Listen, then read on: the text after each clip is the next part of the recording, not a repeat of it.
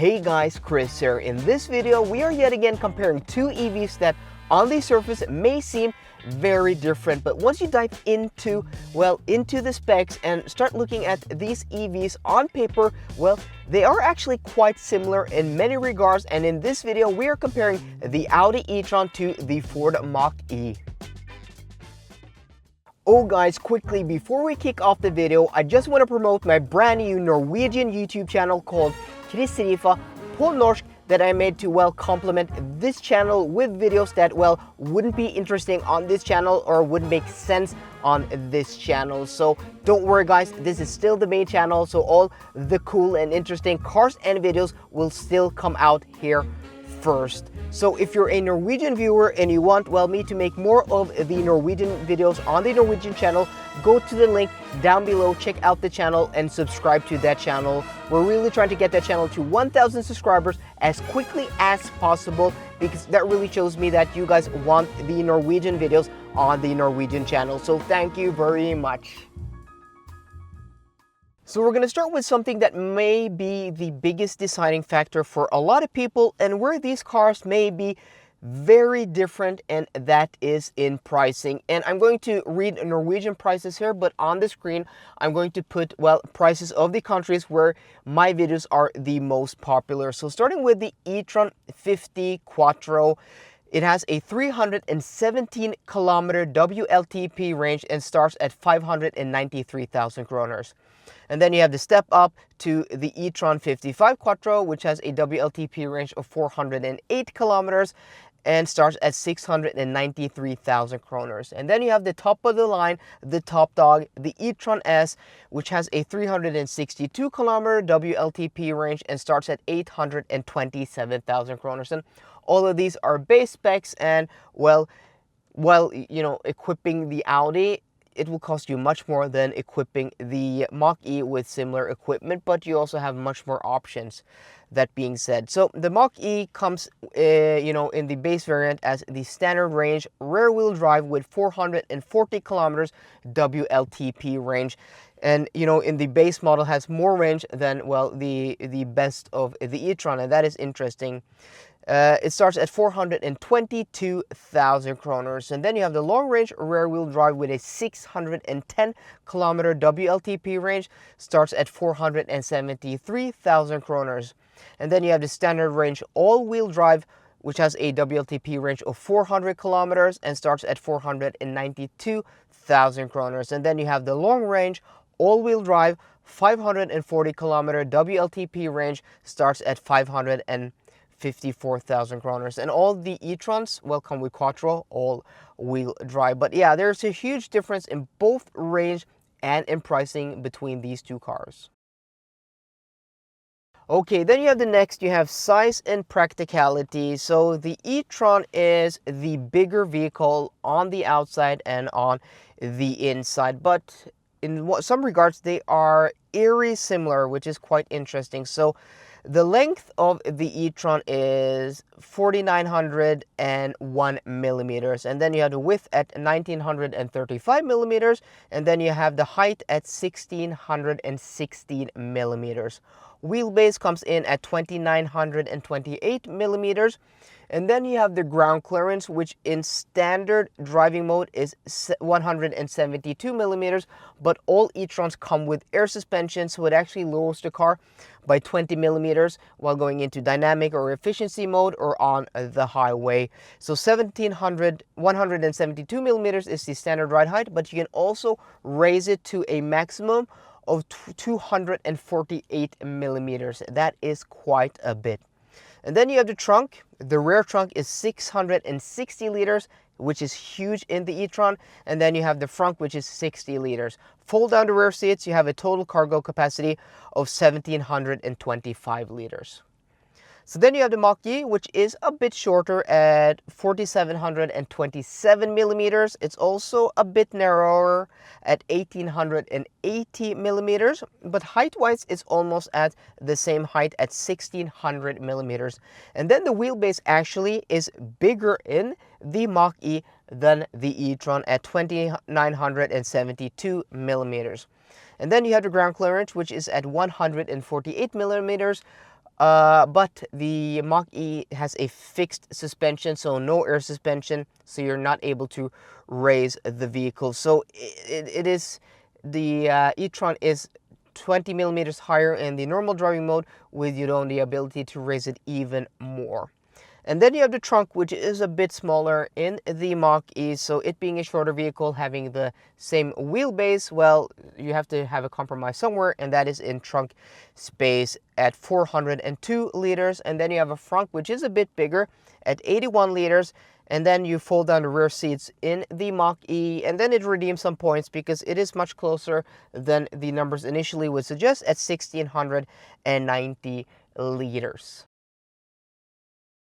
Then we move over into interior and tech. And yeah, this is probably one of the places where you will find the biggest difference in the E-Tron and the Mach-E. And you should, because the price delta is a bit, especially while equipping an Audi E-Tron. So I'm going to go through the positives of each car, starting with the E-Tron. And the E-Tron is a true luxury vehicle. It looks the part, it feels the part, it smells the part, and it sounds the part. The Audi e-tron is maybe the best vehicle I have ever owned, and I have owned quite a few luxury vehicles at this point. So, I mean, it is a true luxury vehicle. The interior is built out of top-notch materials. I mean, all the touch points are soft. I mean, you have a few scratchy plastics somewhere, but I mean, the most part of this interior is covered in, high quality leather, metal, or soft touch plastics. Everything is beautifully put together, and the switchgear is one of the nicest out there. And there's a reason that this platform also underpins, the Lamborghini Urus, the Porsche Cayenne, and also the Bentley Bentayga, because I mean, it is top notch. Then you have, customizability, personalization in the e-tron is, well, much more wide than you can do in the Mach-E. I mean, color options in the interior, seating options, trim options, decor options. I mean, there are a lot of things you can choose in the e-tron that you just can't in the Mach-E. So about 1 million color and trim options is what I have written here. You have the screens, so you have 3 screens. You have the digital gauge cluster in front of the driver, then you have the infotainment system down here, and then below that you have the HVAC system. All of these screens are superior both in resolution, in color reproduction, in black levels, in contrast, and in brightness to the Mach-E. The infotainment system is also much better, in my opinion, in the e-tron than it is in the Mach-E. I mean, just the layout, the UI, how everything works with shortcut buttons. I mean, having your own dedicated screen for the HVAC system and also shortcut buttons makes this much easier and more logical to use. The interior also has an overall nicer design, in my opinion. I mean, the screens are much better integrated into the dashboard, where you have this big 15.5-inch, iPad glued to the dashboard in the Mach-E. Everything here is nicely integrated and feels very solid. Oh, and lastly, I almost forgot the seats in the e-tron. Well, you have different seat options. You have, the normal seats. You have these, which are the sport seats, and then you have the comfort seats, which have, a bajillion adjustability options. But I mean, the seats in the cushion isn't as soft, but the support is so much more better for long trips. So the seat comfort in the e-tron is overall better than in the Mach-E. Then you have the positives of the interior of the Mach-E, and the positive is that it feels as spacious, and probably is as spacious as the e-tron, because of the wheelbase being, about the same. Though the cabin is a bit narrower, you probably don't have, the same level of interior trim that's built out from the sides. So I mean, it feels as big, as spacious in the Mach-E, though the center cabin feels much more spacious in the Mach-E because of the way they have, built the center storage console, where you have a lot more storage, where this is quite pathetic. and not very easy to use. The Mach-E has loads of storage, and that is a huge plus for the Mach-E's interior. So better practicality and better storage is what I have written. And then you have driving these two EVs, and actually they are much more similar than you initially would have thought. So starting with the positives of the E-Tron, well, it has overall better comfort. I mean, this is on air suspension, and even with big 20 or 21-inch wheels, the comfort in the E-Tron is better. I mean, the suspension tuning is better, it is on air suspension, and it just irons out the road better than in the Mach-E. You also have better noise insulation. I mean, NVH levels are so impressive in the E-Tron. And again, I think it is the most quiet car I have traveled on a highway. This having, you know, the double laminated windows is even quieter than the standard E-Tron. Though this is an optional extra, it is worth every penny. So road noise is better, and especially wind noise at motorway speed is better subdued in the E-Tron. And then you just have the sense of solidity driving this car. It feels like a tank, you know, going over bad pavement or on normal roads or over speed bumps. This just feels put together like a tank. It's such a solid feeling car. And then you have the versatility of air suspension. We already mentioned air suspension, but this means that you can raise and lower the vehicle, which just makes it more versatile. If you're going on a bad road, you can rise the suspension. I mean, if you're in a place where you have a lot of snow, you can just rise the suspension and get out of any, you know, situation that you are in. So just the confidence of that is a huge bonus. And then you have the steering feel, which surprisingly is better in the E-Tron. I mean, the assist is much smoother, but also there is more feel in the steering of the E-Tron. So I do prefer the steering feel and the steering in the E-Tron to the Mach-E. But then you have the positives of the Mach-E, and there are a few. First off, it feels much lighter on its feet than the E-Tron. And yeah, it's just much more fun to drive. The chassis is much more engaging. It is rear wheel drive bias, and when you go on the throttle, it actually pushes and rotates on the rear axle. It just feels much more lively and fun to drive on a twisty road, and you can defeat the traction control fully. You can do that in this car, but well, this isn't that fun to drive on a twisty road as the Mach-E. But you know, the steering isn't as nice as in this. If it had this steering, well, it would be actually the perfect driver's car, but it is much more fun and dynamic to drive than the E-Tron. And then you have the comfort levels, and believe me or not, but the Mach-E is 9/10 as comfortable on a bumpy or bad road in the suspension tuning as the E-Tron, while not being on air suspension. It is so impressive, the Mach-E, in its suspension tuning, especially it being as fun and dynamic it is, that they have managed to make it also almost as comfortable as the Audi E-Tron. I mean, that is impressive and just, you know, puts it at a much higher level than it would have been.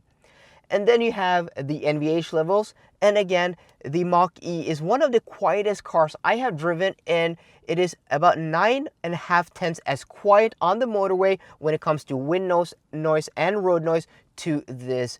It must be said that the Mach-E I drove, when comparing it to my E-Tron, was on Conti Continental Viking 7 tires, which are about 1 to 2 decibels quieter than the Nokian Hakka R3s that I have on this car. So if I was on Conti tires, well, it may have been a bit different. And also the tires are much more narrow and much more sidewall. But I mean, that being said, this E-Tron here is a standard setup with 20-inch wheels, and also the Mach-E is a standard setup with 18 or 19-inch wheels. I don't remember now. 18 or 19-inch wheels. So, I mean, they aren't extreme in any way, but that setup, I mean, is so quiet in the Mach-E, and it just impressed me immensely. So there we have it, guys. That was the comparison of the E-Tron and the Mach-E, and in some regards, they are very different. I mean, this is a true luxury vehicle with a luxury badge. which is something you just won't get in a Ford Mustang Mach-E. You may not be looking for that, and that is totally fine, but for people looking for, you know, the luxurious feeling and, well, the experience that this car is, you won't get it in the Mach-E. And it is, you know, quieter, it is more comfortable, and it is bigger and more practical, but it is also much more expensive. A fully spec'd Mach-E long range with all-wheel drive starts at the same price point, 594,000 kroners, as the base 50 Quattro with, well, about 200 kilometers of more range according to the WLTP. So, I mean, in some regards, they are very different vehicles. But I think there will be people, you know, cross-shopping because you have that overlap where you could, you know, do you want to get a fully spec'd Mach-E or do you want to get a base E-Tron? If I had 600,000 kroners to use, I would get the fully spec'd Mach-E because getting into a base E-Tron would get you cloth seats and, you know, 19-inch wheels. For me, you wouldn't get, you know, that proper luxurious feeling. And then you would also have much less range. So again, according, you know, depending on how much range you actually do need, well, that will determine what car you do get. But I mean, the E-Tron, you know, except for the range, is a better vehicle because it charges so quickly and much quicker than the Mach-E. So something like my Norwegian high-speed run, which is a, you know, 7-hour trip on a 600-kilometer route where you are testing the range, efficiency, and also the charging time. The Mach-E isn't much quicker than the E-Tron. It's about 7 minutes quicker, though it's having, well, about 100 kilometers or more range according to the WLTP, and that is because this car charges so fast. So, I mean, that range is offset somewhat by the charging speed in this, but again, it's hard. It depends on if you can't afford an E-Tron, the Mach-E, especially getting something like a long-range rear-wheel drive under 500,000 kroners, is such a bargain and maybe the best vehicle to buy in an EV that is, you know, a crossover type with the practicality and the space at that price point. I would rather buy that car than a Tesla Model 3. So guys, let me know what car you would choose, why you would choose it. Would you just, you know, get an extra long and get a fully spec'd Audi e-tron because it can get quite expensive? Remember, my Audi e-tron before discounts is more than twice the price as the standard range Mach-E, and that is insane. So guys, I hope you enjoyed today's video. If you did, please drop me a thumbs up down below, and for more car content, as always guys, please subscribe. See you guys later and goodbye.